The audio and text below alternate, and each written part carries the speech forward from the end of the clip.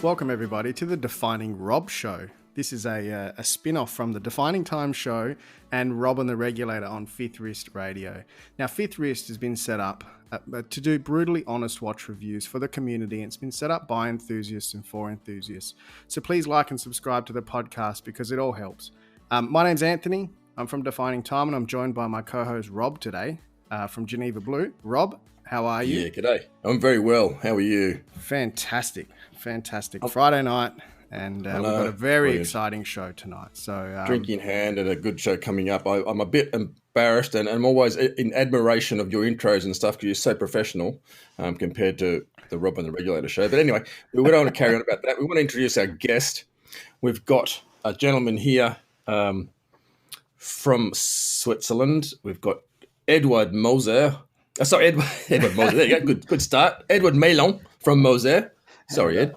I think we're going to have to call you Ed because Edouard, if I keep saying that, the guys are going to just think I'm showing off my French. How are you anyway? I'm fine. Ed is perfect. Great intro. Ed is perfect. I'm super happy. Good. I mean, it's morning here, so I'm all fresh and excited to be live on your show and evening in Australia. Exactly, yeah. Just a very, very quick one. We've crossed paths a few times. I actually worked under Ed's father, Georges-Henri at Audemars Piguet, which was pretty cool. When I was doing my training, we're opposite ends of the food chain, but still, I got chatting with him a few times. And then when he was CEO there. And then I think I met Ed probably 2013 or 14, I'm thinking, when I was in the Richard Mille boutique in Geneva. We had some common customers. And since I've sold a few Moser here with a retailer in Perth, Hardy Brothers, and Ed and his brother kindly came over once. We had a great little dinner event, which was beautiful. We sold a few watches, and it's been nice we've crossed paths a few times at Basel, etc. But now it's gone full circle. He's back in Switzerland. I'm in Perth. Anthony's in Adelaide. And we're going to carry on, so I'll hand it back to Anthony. I know we're both big Moser fans, and I'm sure he's got lots of questions for you. Yeah, I'm probably the biggest Moser fan that doesn't have a Moser yet, but I'm working on it extremely hard. And by the end of this year, yeah, I know. We'll talk offline after. Okay. But let's, we've got some questions. And what I really like about you, and obviously you've been on to a lot of podcasts and talking to a lot of people. And, I remember when I asked you about sending the questions through early, you don't like to do that. You like to be surprised and to be authentic. And we really appreciate that. So thank you. Well, as long as the questions are okay. Yeah. Look, they are. We're very respectful here at Fifth Wrist. Don't worry. Okay. But let's start with some wrist checks. So, Edouard, what's on your wrist today? I have obviously the Streamliner, the Green Dragon, as some have started calling it. It's our latest center second with the matrix green, and super happy to be able to wear it. And, I'm the first beta tester, and now it's in the market, and super excited. Beautiful watch, and well done on the Streamliner line. So far, it's been amazing. So yeah, can't wait to see what continues in the future. What about you, Rob? What are you wearing on your wrist? I've got it. I've got my Speak Marine out, my Piccadilly, my early Piccadilly from Peter Speak Marine. Nice. It's different, It's a very classic looking watch with the enamel dial. It's nice. I like it. I don't wear it much, but I don't know. I don't have a Moser, so I'm afraid. Sorry, not yet. It's okay. It's still an independent, a nice watch, and Peter is an amazing figure of our industry. Exactly. Peter's a great guy. It's a bit from when his time at the company, and he did great things as well. So it's kind of but it's nice to have. Yeah. I like it. And I'm wearing another independent, which is my Habring TZ21 with the deadbeat seconds and the beautiful sector dial. This one really special, number 21 of 21. So I do love this watch. It's a very nice piece, and I love what the Habrings do as well. They're fantastic people. It's incredible, and what they come in terms of complications and the price point and the people. It's amazing. Yeah, definitely.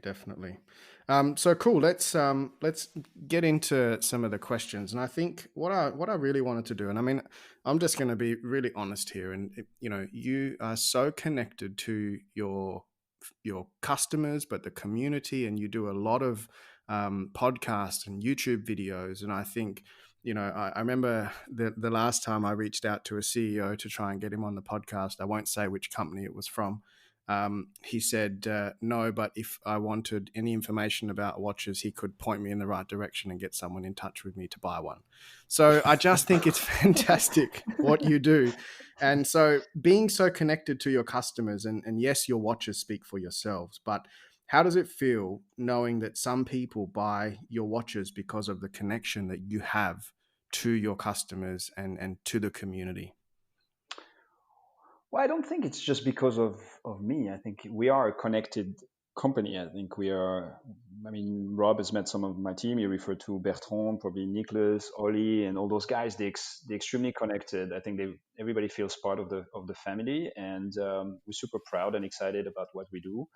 So, there's nothing cooler in this job than to talk about it and share experience and get feedback and discuss about it with the community, with the fans, with the friends, with all those people. So, of course, we can do models and financial modeling and business plans, but frankly, I have much more fun talking to the people, trying to think about the next thing, looking into the future, develop the proper service tools and marketing campaigns, and develop products. And of course, we have to do finance and all those things. But I think that's the fun part of this business, is really we're sharing a passion. We're not just doing it because we want to get a salary and feed our kids. No, it's really something beyond that.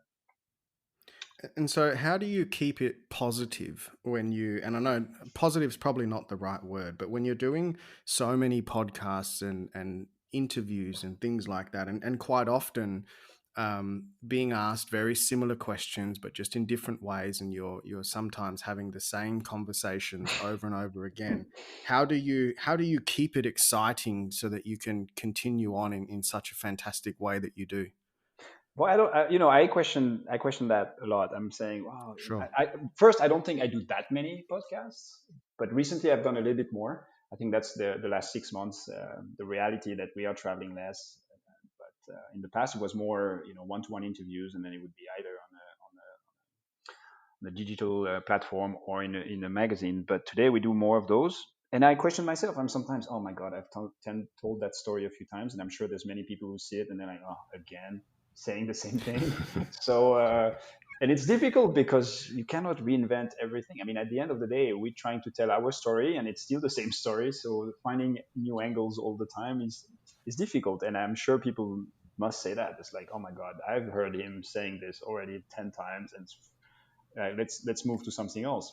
I had the same reaction when there were some very connected people I respect a lot. For example, Jean-Claude Biver. But at some point, I was like, oh my God, this story I've heard so many times. But it was his story, and he was sharing it with so much passion. He was quoting the Beatles and stuff like that, and we were all like, oh my God, we heard it 20 times. But at the same time, you had people in the crowd that really loved it, and were like, oh my God, this is incredible what he's saying. So at the end of the day, it's not because for us, it might sound boring because we're saying it so many times, but maybe there are some people out there who, I'm sure, there are a lot of people who don't know Moser and don't know us, and maybe in a way they discover a little bit of us through those stories. But yes, it's difficult to reinvent ourselves all the time. Yeah. I think that's a really good point, because we are full-blown enthusiasts. We watch everything, we consume everything that we can get. So for us, we probably see it so much more than, and you're right, there would be plenty of people that listen to the latest podcast that you did with 10 and 2 and the girls in Tennessee, that they may not know what Moser is, and they get to hear you for the first time. And so I think that's a really good point. That's also why it's nice not to have the questions, because if I prepare, then I'm probably going to have very similar answers. I think here it goes by the flow, and probably your next question might be depending on what I answer, and then we see. And I think also what's good is, you mentioned my brother and my team in general. I think we're pretty close, the point where they like, hey, Edward, you're saying the same thing all the time. Or even sometimes we had, the head of our office in Hong Kong, Michael, he's below my brother, but he came to me and said, you've went to 3 interviews, you've been wearing the same jacket. You should think about another one. We know you like that one, but and I'm like, oh shit. And then you get super, like, oh my God, I need to go and buy new clothes because people are noticing this.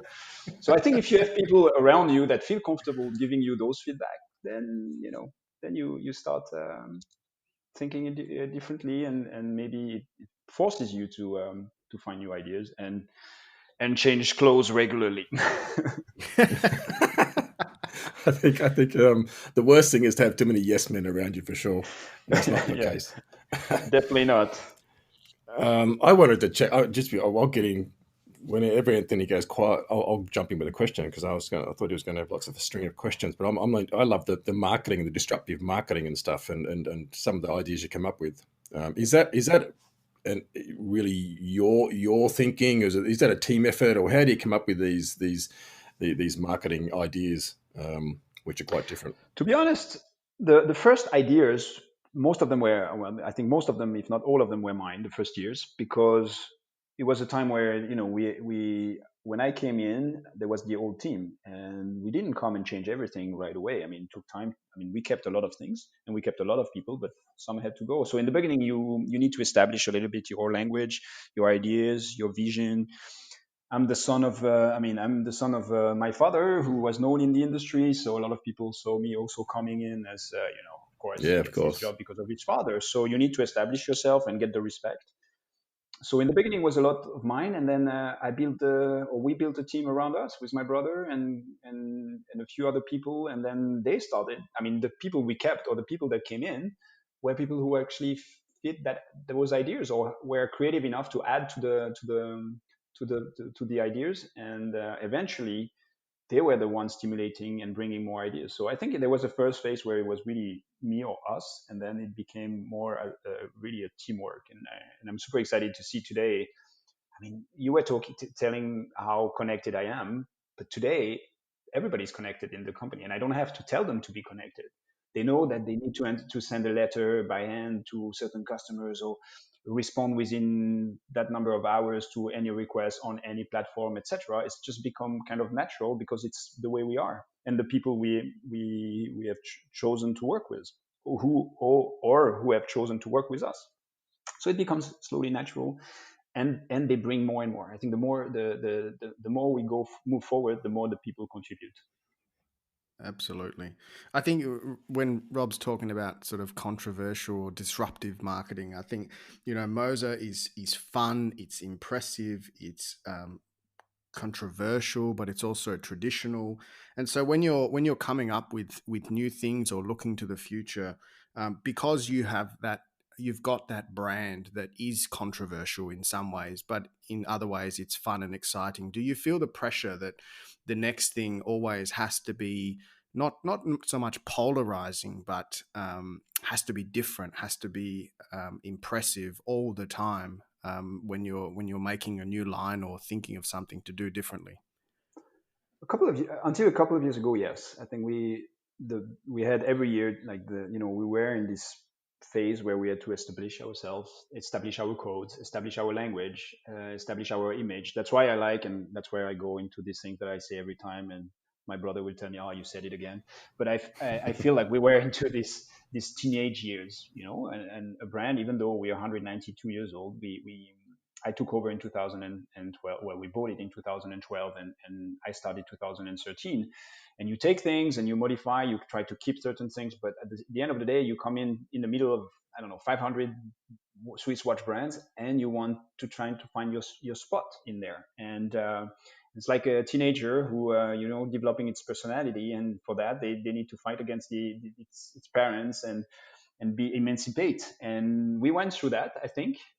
Also personally, I think as a team, we went through this phase of really finding ourselves, who we are, why are we there, and what is our purpose in this industry. And I feel less the pressure today, because I think we have established our codes. We are this brand that makes the bridge between extreme traditional, elegant watchmaking and modern watchmaking. And that's where we are. And now it's clear for us. And we know what we need to do in terms of products. We're always questioning ourselves. There's constant evolution, but I think there's a clear line. In the past, it was different because we were still trying to figure out what we wanted to do with this brand. And I feel less pressure now. I mean, we launched the Streamliner, of course. It's many years of work on design and developing this thing, and we believe there's a bright future for that line, but we don't know. We just believe, and when you launch it, you get the stress about how people are going to react.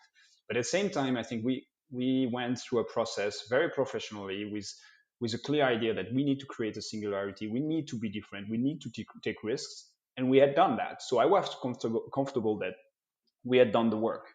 Now, if we failed, we wouldn't fail without trying. We would have failed because it was just the wrong product. But I didn't have the pressure that, oh my God, I haven't done the proper job. It's not up to the standard of what we should have done for Moser. It was just, is it too ahead of its time? Is it too much our personal taste and not people's taste? What I don't want to, for me, the pressure is always like, have we done enough work? Are we up to the level of what we need to do for this brand? But if we did, then it's less pressure because then it's just the market telling us I like it or I don't. And we know there's never going to be a 100% I like or I love. There's going to be always people who don't. And actually, it's good. It has to be like that. Yeah, I think that's a really cool.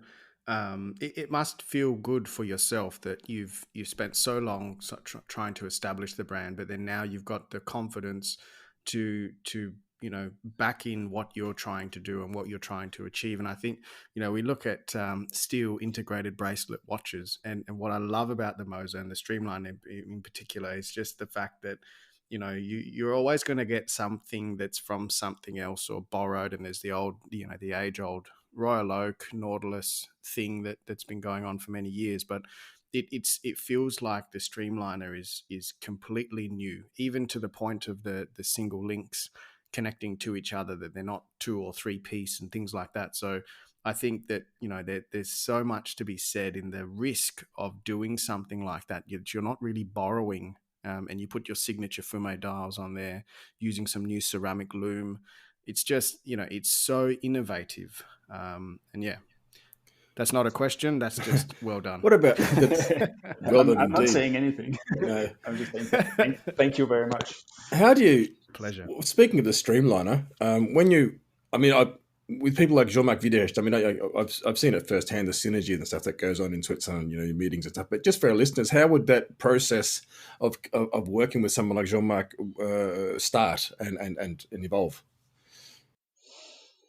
It's quite simple. We were working on the design on what direction. I always had the dream of adding a chronograph to our collection, and there's many options when you talk chronograph, Rob, as you know. We could have gone like the easy way and putting a module, Dubois Desprats module on our automatic movement. We could have taken something like the Valjoux. We could have developed our own, which was the very complex, or we could have gone and take the best chronograph there is out there from other independent family and work with them hand in hand. I felt this was the perfect solution for us, because we don't have the millions to spend on developing a completely new chronograph that would be at the level of what we wanted. It would have taken years. It would have taken resources, intellectual resources. That it's something very special. Developing a perpetual calendar, a tourbillon, a minute repeater, or a chronograph are very different skills required. And I felt, seriously, my dream of a chronograph, what I had in mind for Moser, this chronograph that I always like, when people were asking me, how do you see it, was everything at the center, if possible, monopoussoir, automatic, blah, blah, blah. And then I look at the agenograph and I'm like, this is what it's not monopoussoir, but it's a bullhead, which is even like anchored in those 60s, 70s, which for me are the golden years in many aspects for our industry. I'm like, why would I spend so much time when they need brands like ours that are independent, that would work with a family like the Viderecht, also for their business to continue to grow. We need something that is already reliable. I don't have the money to spend in millions on doing this. I can do other things. And it's the perfect movement. So why do I want to create something that will compete with them and might not even be at that level? It was an easy decision. I sat down with Jean-Marc. He was like, I would love to work with Moser. And, they have a lot of smaller brands they work with, but it's not easy. They need volumes. And I'm not saying we're doing big volumes with 100 100 chronos a year, but still it's significant for a company like theirs. And it was super exciting to work hand in hand with them to do the flyback. And in the future, we'll do other things together. I think we need them. They need as much as we need them as much as they need us, and that's the way things work. I think collaboration, and I think what we did with Max, and maybe we'll touch that afterwards. But what we did with MBNF is another good example of how you can work and collaborate, and that's where independents are really far ahead many other absolutely bigger brands. More flexible. Yeah, we're very transparent. We're very happy to collaborate and not fighting. I think we are the independent brands are brands it's a category that works a little bit like a brand. We need to grow all together and not fight each other. And I think that's why there's so many collaborations. And it can be at the movement level. We supply hairsprings to about 25 brands. The only ones who talk about it and say, hey, we're getting the precision engineering escapements, the Moser escapements, are the independent brands. All the bigger brands, they all say they're doing it themselves. Why? Because we're big. How could we go to a smaller brands to ask for parts that we're not capable of producing? So, yeah. It's interesting. I'll never forget when the Streamliner Chronograph launched, and I saw it for the first time, and then I was reading on the website, and it said it was automatic, and I literally pulled out my phone, was going to send you a message saying there's a typo on your website. It says automatic, but there's no rotor. And as I was typing, I kept reading, and I'm like, oh, hang on. This is my ignorance. Well done. They've put it between the dial and the movement.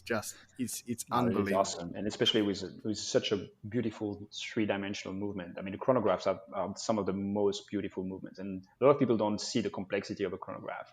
The tourbillon is usually sold for a much higher price. I personally think it should be the chronograph. It's just not as spectacular as a tourbillon, but that's the reality of our business, right?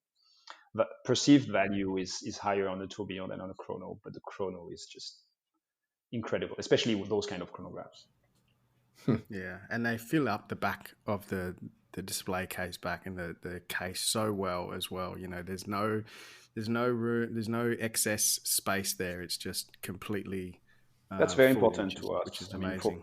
For any Moser watch, which really try to build around the movement, so that it's not like one of those small, I was referring to the 25.6 millimeter movement that a lot of brands are using. It's the same from the 70s, and then you build a case that is 43 millimeter around it. It really looks lost, and most of them probably hide it. No, we have very modern movements, long power reserves, 30 to 34 millimeter in diameter, and it looks very cool when you look at the back of the watch. But that's the chance that we have. We don't have this legacy too much from the 70s. There were about 20 years when, like from the 70s to to 2000, where there were no Moser watches produced. So we don't have to work with that. It took longer, but I think today we really have incredible modern movements. Yes, yeah. Is your production? It's around 1,500 pieces, or more or less, or at the moment you're sort of around that roughly. Can you say? This year, I mean, last year we did slightly more than 1,500. This year it's going to be a little bit less because we took the decision to go higher in price. With the MBNF, with the chronograph, and with the pandemic having a lot of doors closed, we decided to make sure we protect the brand by going a little bit higher, which was very successful for us. But I think seeing the momentum we have at the moment, will definitely be above 1,500 next year if it continues like this. But again, always having in mind that we want to protect the brand equity, so we're really careful about how much we produce. We monitor the gray market, seeing what's available at what price, so that we protect the value for our customers. And we are pretty much every day looking at the statistics of what is being sold where, also in the secondary market, because that's, I think, the real value of a brand is perceived there. And you mentioned the pandemic. I mean, that's got to have been hard for a lot of people, not just you, but suppliers and everything else. So you guys seem to have done pretty well. Well, we've been lucky. Yeah, okay. But I mean, the guy Olivier Muller in Geneva, one of the experts, was saying that there's going to be a lot more. Well, he was saying there's going to be at least a lot more brands that go under, basically. And obviously the sous-traitant, the suppliers and everything you will deal with, it's kind of tricky. But yeah, it's nice to be able to be flexible and small like you are, to be able to get through these sort of things. I guess it's I think strength. Back in 2019, we said 2020 will be the Moser year. I mean, we had the Streamliner Chrono, we had the Streamliner Centosecond, we had the Vanta Black, we had the MB&F collaboration. Yeah. There's the last edition of the Swiss Alp watch coming. We had silver bullets the entire year, but we were lucky, but we've been working on it for years. So, it's been an amazing year, but it could have been even better, but we're having the best year we have ever had. Wow. And it's almost embarrassing to say that, because I'm going every second day to my suppliers and trying to find solutions to help them, even though we're small, because the entire industry is, I wouldn't say collapsing, but it's really, really in big turmoils. A lot of people have cut down production and postponed orders to the suppliers from one day to the other, canceled everything they could, putting them in a very difficult situation. And that's the big risk for me today, is really ensuring that we can continue business by getting, if I have one, we don't produce our hands and our bracelets, for example. Well, I cannot sell a watch if I don't have hands and bracelets. So I would have never thought that supply would become so important for us, because for many years we were working on the demand. Yes. Yeah. Huh. But at the same time, I think, if you look at the journey since you came into the company and became CEO, if this had happened, say, 3 or 4 years ago, things might have been very different. But because you spent so much time building and preparing and having these silver bullets, so to speak, if you didn't have them, potentially that, they were in planning for years, it could have been very different. So I think, that's something that Moser and yourself and your team should be really proud of, because it doesn't happen by chance. You're not lucky. In a way, 3 years ago it would have killed us probably, and this year we're gaining market shares like crazy, but it's still a little bit of luck, because those products could have been ready in 2021. We decided to launch them this year, and we went to Dubai in January to do the launches. Well, we were a few weeks before, we were like, do we want to go? And we waited for Watches and Wonders, and we're like, just let's do it, and there's an opportunity, and we can have a lot of things during the year.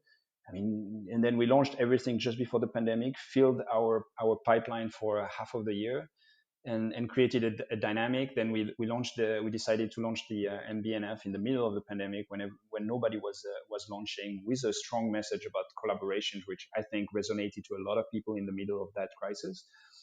We got lucky. We worked hard to have all those things, but I still think there's a luck factor that we benefited from, and now it's our responsibility to make sure that the momentum continues as it is.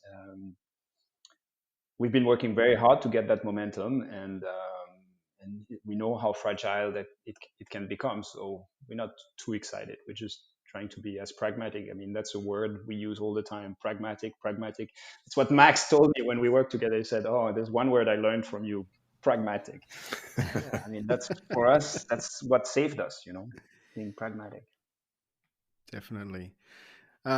If we can shift gears a little bit, and I did want to ask about the Pioneer Tour, because it's such it was a unbelievable, never been done before kind of concept of trust, and sending these watches out into the world. How has that gone, and where are you at with the whole Pioneer Tour now? I think that the Instagram is slowly sort of, not dying down, but it's not as talked about as what it was when it first happened. But how has it gone for you guys? It's been good. It's been we have those two watches they've been traveling 13 months now around the globe. I think one is in the US and the other one is it in Hong Kong or in China now? I think it just entered China. It's been great. It's been amazing. It's really dependent. As we said, the rule was there's no rule. Just you hand over to somebody who you know and you trust. And since we trust you, then we should trust the next person. It was not about, in the beginning, they were like, oh, should we have contracts to make sure it's not stolen, blah, blah, blah. Frankly speaking, it's all, that's what we believe in. It's all about trust. And if those watches get stolen, then, the person who will steal it or lose it then probably we'll lose a friend because the person before him feels responsible. And it's been amazing to see this chain building. It's a bit frustrating that it's been stuck in loops sometimes, where you had like, I don't know, a watch club in a specific country that like hand it over to the friend who gives it to another friend. Then you're stuck in that country for 4 months, when we wanted it to go all over the world. And that's why at some point I said, oh, okay, now it's 12 months. Do we stop it? I said, no, let's leave it. And then we don't hear about it for a month, and then suddenly it was very connected, has it, and post a lot of picture, and we thought, oh, it's in Taiwan right now. I didn't know. And then a few weeks later, it's like somewhere else, and then we don't hear about it. I'm like, did it disappear? And they're like, no, it's still somewhere. And I just hope one day it goes to Australia, because we had a lot of requests, people saying, oh, can I have it? And I'm like, unfortunately, it's not me. I mean, I really hope so, but maybe in 10 years from now, and once we can travel to different countries, it's going to be easier. Right now, if you have to put the watch in quarantine every time it crosses border, that's a bit difficult. But it's been great, and I think it gives us a lot of ideas of other things, and I think it's also a message about our philosophy, about our idea of trust and this community and all those friends that we got through Moser. I mean, there's so many people that got to know each other and that I got to know and become friends with through Moser. It's incredible. I think it's a beautiful. I'm sure you part sold of, some of pieces what because we of that do. too. Oh, Yeah, absolutely. Like it's one of the smartest things I've ever seen, because people look at a brand, and there's the Swiss watch industry sometimes can be quite difficult to get along with, and you don't deal with people that can make decisions and things like that. And that's the difference between independents, is you have a relationship, you can talk to them, and it just makes it amazing. And I could imagine that the sales off the back of that would have been fantastic, and they'll continue to be fantastic as people keep talking about it. well, it's difficult to assess. Again, we're not Yeah. lost in KPIs and saying, okay, how many. We know some people bought the watch because they've been wearing it, and because there's so many places where they've never seen a Moser and they for the first time could wear it, and then they found a way to get one.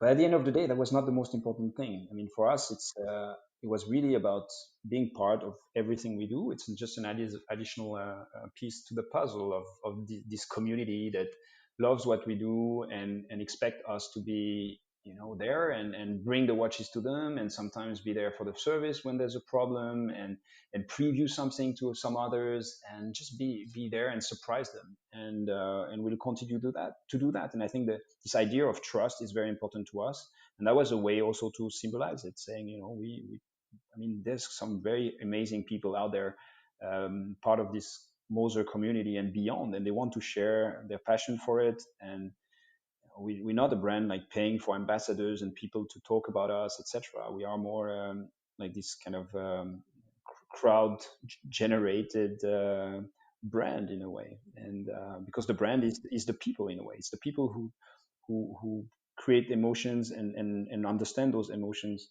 They are the people who make the brand. It's not us spending money in marketing. It's really the rest. And I think those small things make a big difference.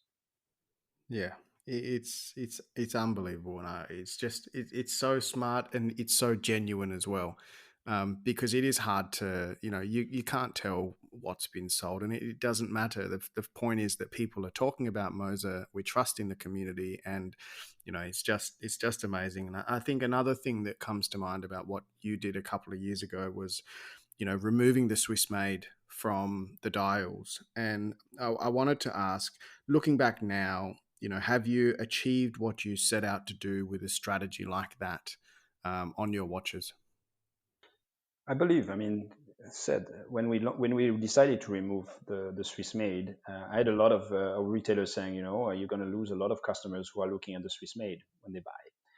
And I told them, is if they cannot take a Moser in their hands and feel the quality and the craftsmanship, then we're doing something wrong. If they're just buying it because of the Swiss made, then they will buy something else, because there are Swiss made watches that you can buy for 80 Swiss francs. I don't know how, because one hour of a watchmaker is more than that. So how can you sell a Swiss watch for 80 Swiss francs? So I don't want to compare with them. I think we need to create products that talk for themselves. And I think we achieved that. I think Moser we even remove our logo because we believe people should buy those products as a piece of art and recognize certain elements as being beautiful, as being our signature, so that we don't even have to label them. And that's why we created those concept watches. That was for us a very strong statement. No logo, no Swiss made, no indexes, just a beautiful canvas with a beautiful painting. I mean, you don't buy a beautiful piece of art for millions of dollars because of simply there's a name on it. It's just part of of what somebody has created over years, and the beauty of that particular object in the middle of many others. And that's the way we try to think about our products. We like to believe they're pieces of art because that's the way we treat them and that's the way we create them. And that's why there's so much passion and energy and craftsmanship from our watchmakers here in Schaffhausen invested in each and every single one of them. So we don't want to sell them because they just say it's Moser, so it's expensive and it's cool. No, it's because it's a beautiful product that people really appreciate and understand the intrinsic value of the product.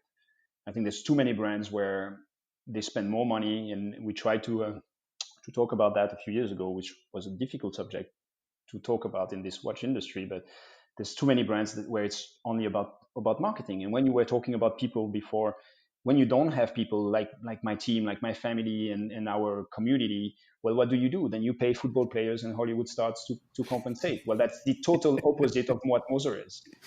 And if there's so many millions to spend in those people, why don't they spend a little bit into developing their own watches with some identity, with innovation, with creativity? I don't know. It's beyond what I believe. Because there's no passion. There's no passion there. They don't care. It's about the dollars.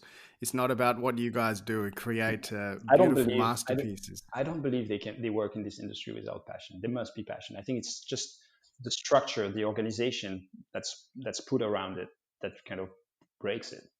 I think there's all those people that I see in those big groups, and they tell me, I love what you do. I would love to have the ability to do more innovation, creativity, but they can't. They're just not allowed. They don't have the ability within those big organizations to do that. But that's probably what's going to kill them if they cannot change that. There are people without passion, though. For every passionate person you meet in the industry, there seems to be half a dozen who's sort of just going through the motions, kind of, which is a pity. We need more passionate people. But with your, obviously, you've got a bunch of... I think they're not allowed.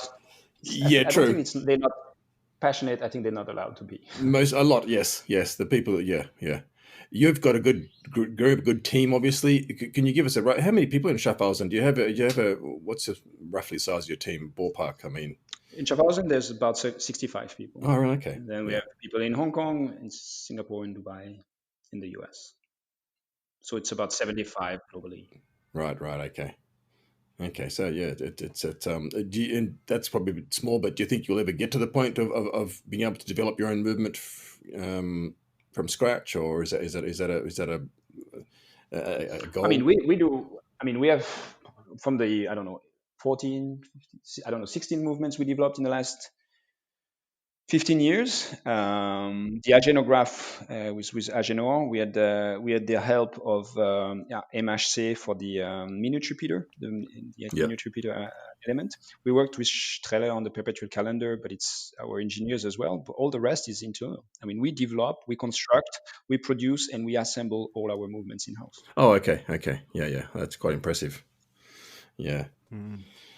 What's it like working with family? Because I know some people, when they work with family, it can turn into, a bit of a nightmare. But it just sounds like you got. I'm sure that there are moments that get difficult or disagreements or whatever. But that's what keeps people moving forward. But what's it like for you to be working with your family? I think we've never been as close as we are with my brother. And even with my father, again, we share that passion. We have the same interest of making it a success.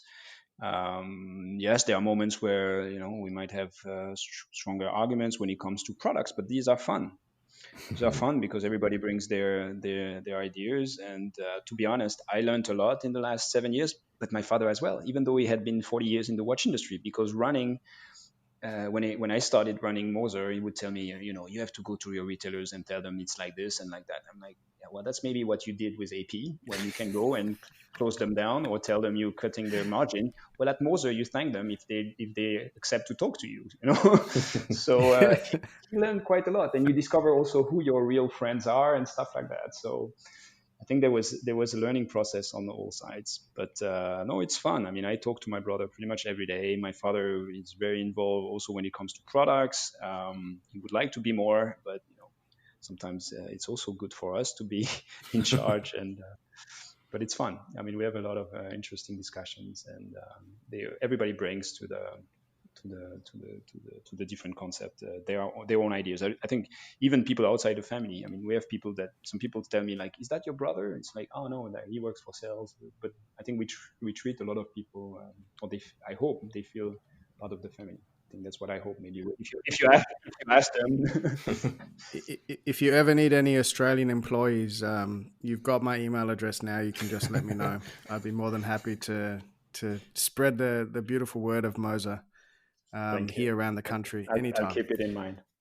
Thank you. And I do want to ask. Just yeah, go, talking please. about that. I mean, for us, I mean, I think there's tons of. I mean, we were talking about passion. There's so many beautiful aspects in what we do, which are not just about the final product. I think the conception, the realization, the workshops. I mean, one of my dreams is really to involve more of the community. I think in the future, when we think about what do we want to develop next, and not those things where you do like focus groups or surveys and stuff like that, and consumer research. No, for me, it's really about having people involved in the process. So maybe who knows? Yeah, one day.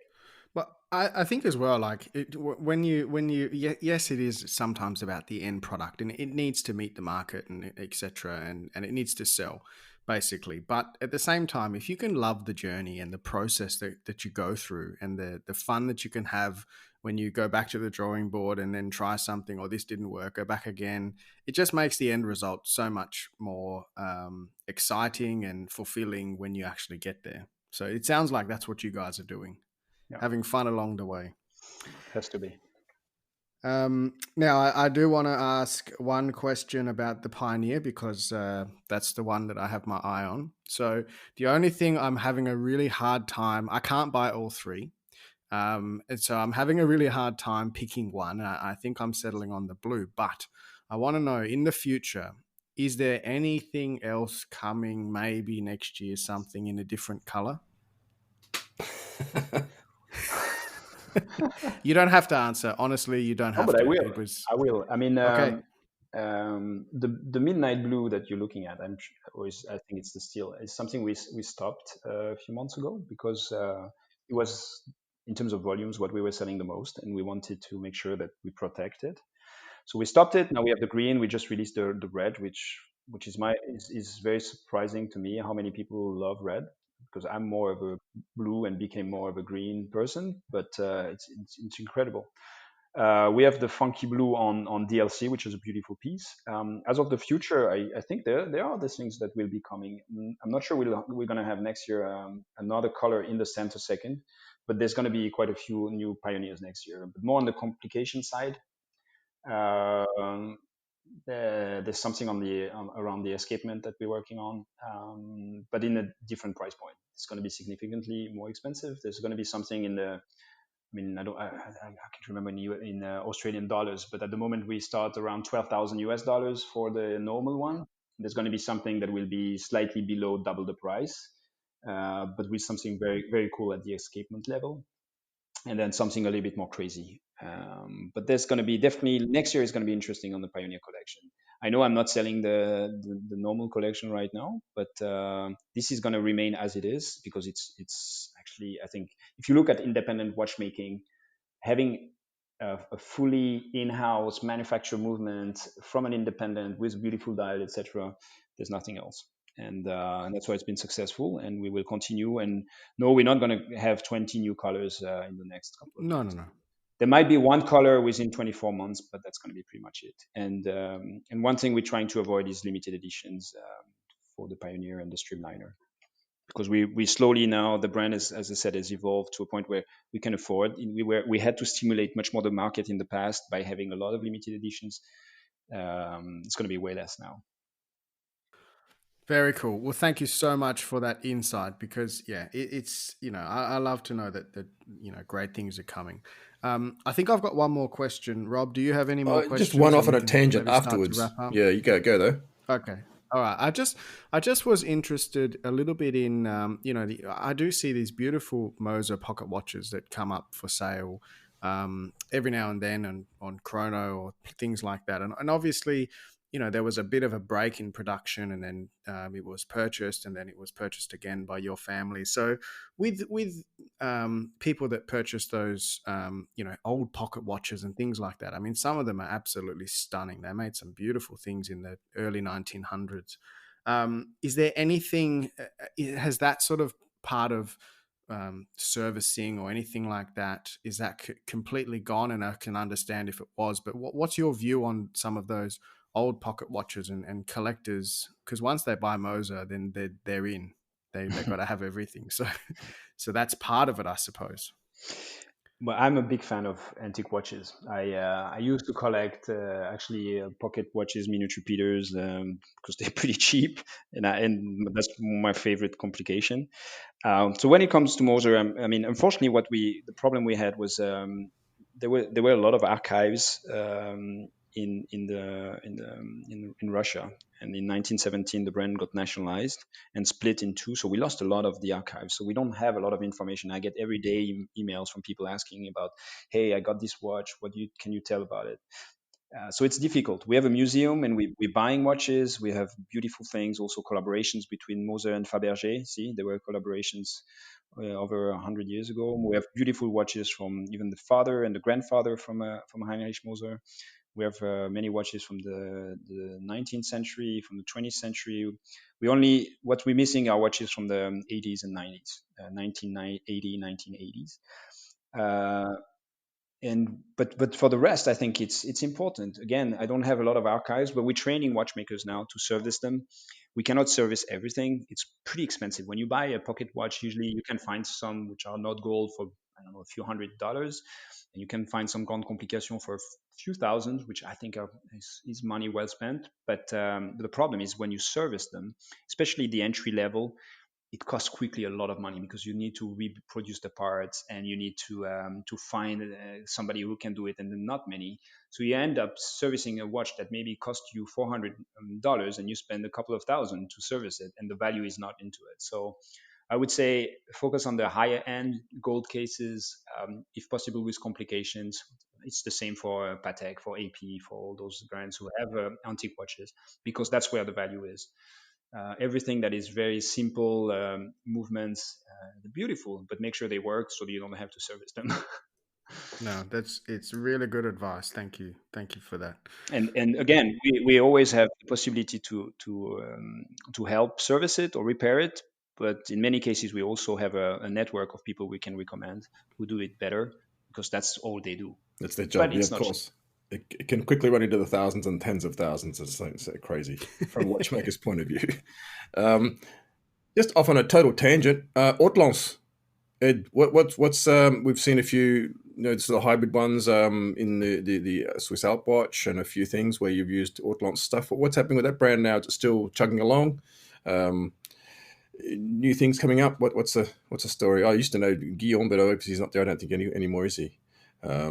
No, he's at Ralph Lauren now. That's right. Yeah, he's at Still in Ralph touch, Lauren. but Haute has been, I mean, we took those two brands in 2012. And as you can imagine, we don't have the financial resources to run everything at the same pace. And when we saw Moser taking off, we kind of probably put way more efforts on it. And also because the structure was way more heavy.